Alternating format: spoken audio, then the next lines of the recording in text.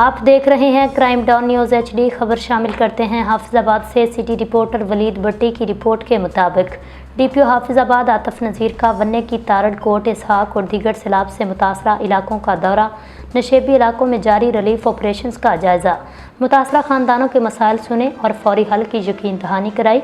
District police officer Hafizabad Atif Nazir ने वन्ने की तारड़, कोट इसहाक और दीगर सैलाब से मुतासरा इलाकों का दौरा किया।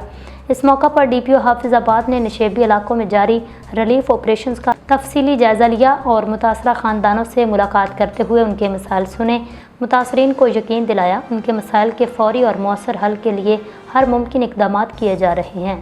DPO हाफिजाबाद आतिफ नज़ीर ने पुलिस अफसरान और जवानों को हदायत दी है वो रिलीफ सरगर्मियों में बढ़ चढ़ कर हिस्सा लें, अवाम से खुश अखलाक़ी के साथ पेश आएँ।